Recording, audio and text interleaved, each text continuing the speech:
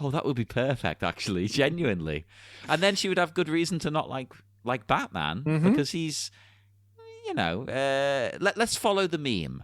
He's basically being a bit of a capitalist fascist. I mean, he is kind of a police attack dog without having to deal with all of the red social stuff that keeps the police in line.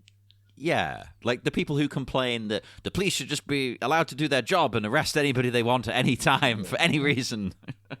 That's what Batman does. He steps in and he can do it. I mean, if that's all the police did, they'd have a stronger argument. But we don't need to get into that. This isn't a police movie. This is a Batman movie. Well, arguably, the police are strongly involved, though. Although of all the Batman films, it has less socio-political commentary.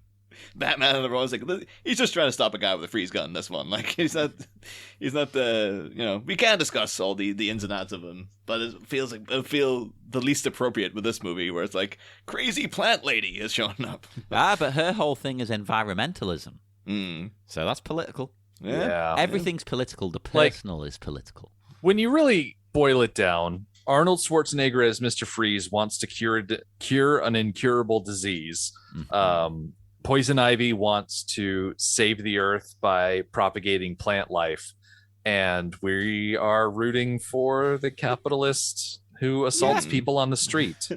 Now, really, okay, you could argue that both of them, their methods are a little bit overboard, but that's where Bruce Wayne needs to step in and use his money and his contacts for good. And I can help you with this. It's okay. It's okay. I thought it works with Mr. Freeze, but I think Ivy's ship kind of sailed with the whole millions of people would die with your proposal, and acceptable losses in the battle to save the planet. So, well, I think that's her. It's maybe not you so much, but Mr. Freeze definitely could help quite reasonably. Millions die now in her plan, or millions die later when sea levels rise and climate changes and crops fail. And I'm just saying, we know what happens when the entire world floods, and there's a lot of leather pants and bad haircuts. Do you want to drink your own pee, Bruce? Because you're going to be drinking your own piss. Yeah. Just take a step back and think, how much do you want to drink your own pee? And just let that guide your decisions from there. If you're the English... what do we call him now? Like a survivalist? Is it Bear Grylls? Oh, yes. He's the guy who's always drinking his own pee, isn't he? How many bears could Bear Grylls grill if Bear Grylls did grill bears? And Any sadly, Grill Bears only could grill one bear because he only has one bear grill. Oh.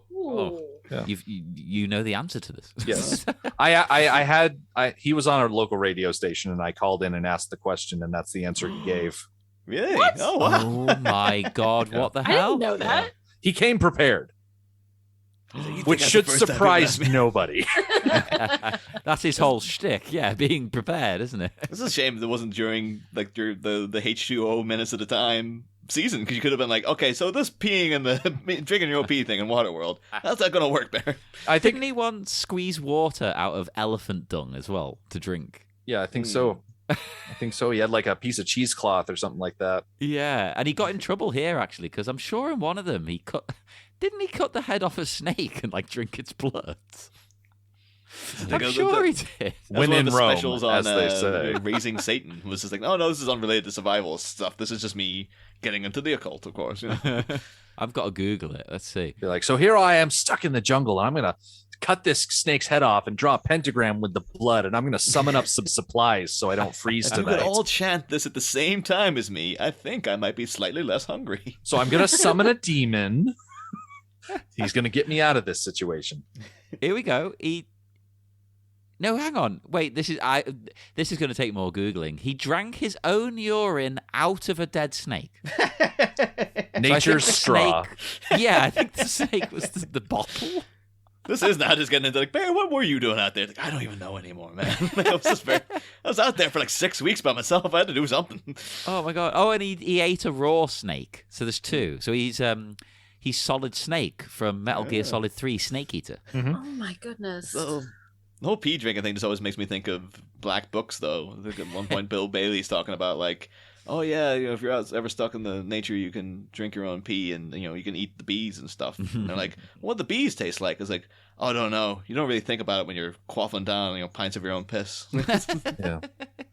Bees might be nice. Yeah. The crazy thing about eating bees is it gives you a bit of a buzz. That's the greatest joke of the week.